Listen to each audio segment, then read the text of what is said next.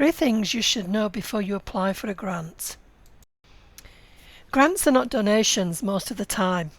Once I came across funded peak body agencies that were allocated the funding and not required to account for what they spent the money on.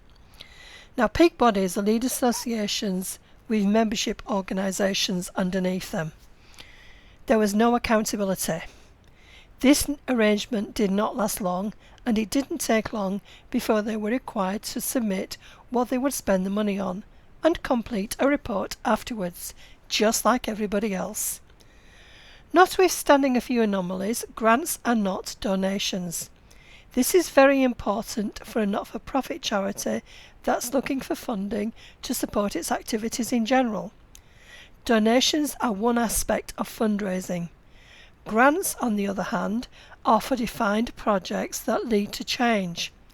Projects have a beginning, a middle and an end, and if they don't, then you're looking for a donation. If your idea does have a beginning, a middle and an end date, then you can start looking for a grant. Number 2, grants are not free.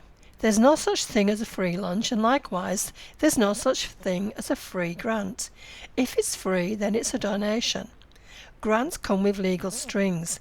This is why, in 99% of cases, the contract is between 2 legal entities. So be careful what you are signing up to. A funding agreement will be a legally binding contract that spells out what you've agreed to supply as contractee in exchange for funding from the funder, who is the contractor. It is not just limited to project activities. It also includes your relationship with the funder, conditions for marketing your relationship with them, and what insurances you must have in place to protect their interests. You have to do what you said you'd do to achieve the outcomes you agreed. You may find a few wobbles along the way and have to make changes to steer the project back on course, but essentially the finishing line remains the same. Don't take the money and run. There's no escape. You will be required to account for how you spent the money, and most of the time you will have to present evidence. If you don't do what you said you'd do, then you may have to give the money back. This is not what the funder wants for many reasons, one being the money might not go back to the program it came from and cannot be reallocated.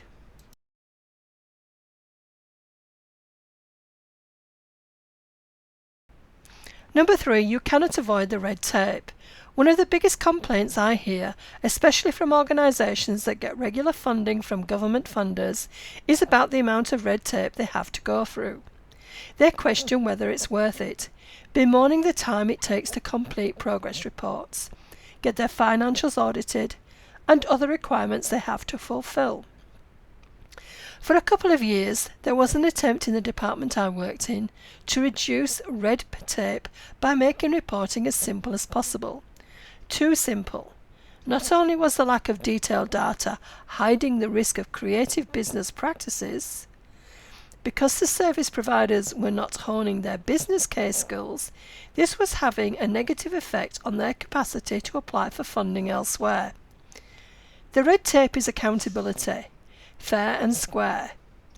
If you take the offer of funding, you must prove to the funder you can deliver.